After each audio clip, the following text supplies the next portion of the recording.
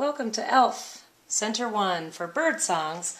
This is our last unit of our year-long theme for cycles, and so we're going to learn later in this group of bird songs that there's a timing thing for birds to sing throughout the day, and so that's a cycle. That'll be in Center 2, I think, but I got sidetracked. We're really on Center 1. Name that tune. Name that tune. The objective is to hear some common bird songs and notice the differences among them. So our outline will be taped to the lid. You can definitely pre-read that or get it from our outline online on the PTA website. Anyways, we'll have our things in the bin. We have some CDs in here. So track 2 and track 3 are the most important ones that you're going to get to. Track 2 has the bird songs with names, and it says the bird song 3 times. So, for example, number 1 is American Robin. So it will say American Robin, and it will show the bird song three times. Track 3 is just the bird songs without the names, and so you'll use that later to help the kids learn to identify birds. It's kind of tricky, but there's 12 birds on here that are distinctly different, so hopefully they'll be able to figure it out. There are time stamps on these CDs, so it might be helpful if you bring in a CD player that has a timestamp. You could also set up ahead of time with your teacher and see if they have a laptop with speakers that you could use for this exercise. So, the first thing you're going to want to do is have the students listen to 6 bird songs, and maybe fewer if it's younger kids.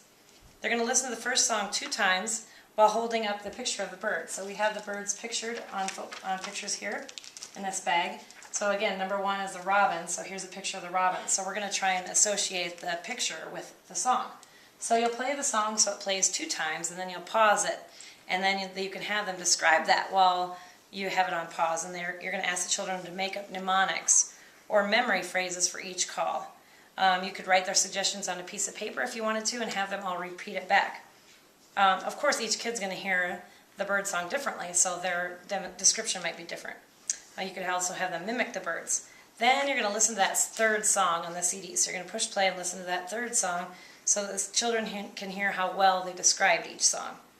And then on the back of the card, you can tell them some information about that bird. So you're really going to drive home the information on the bird. Once you do that for 3 to 6 birds, there's the back of the card. See? Can you see it? All right.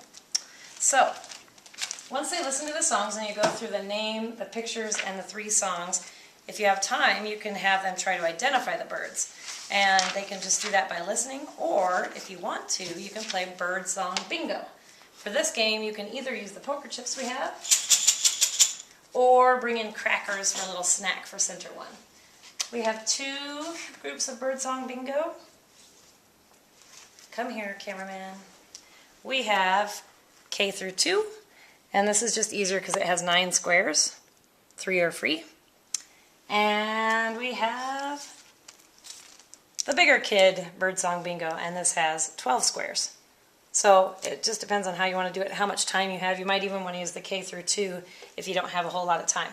So for this one, again, you're going to use track 3. Track 3 has all the bird songs without the names, and they can play birdsong bingo. I should have got to this at the beginning of this explanation for this center, but we also have some information in the bin, just general stuff that talks about which birds sing which songs, and easy bird songs to learn.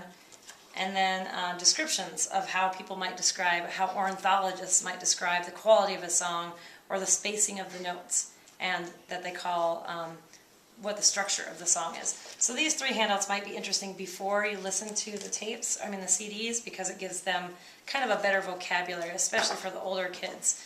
You can use a better vocabulary in describing the songs of the birds. So, just to wrap up, you can cover those handouts first for the bigger kids for sure. We have a CD in here. You'll need to bring in a CD player and bring in crackers if you're going to play the bingo. Again, track 2 has the bird songs with names, track 3 without, and a timestamp would be very, very helpful. I will be bringing a CD player in. I'm not sure how long it will last. Last time we did this 4 years ago, it disappeared on the second ELF day. So volunteers, if you're doing Center 1, it's a good idea to bring in your own CD player with timestamps. Like everything else, please pack everything up nice and neat, and if you have any questions, you can email us up at mitchellelf@gmail.com.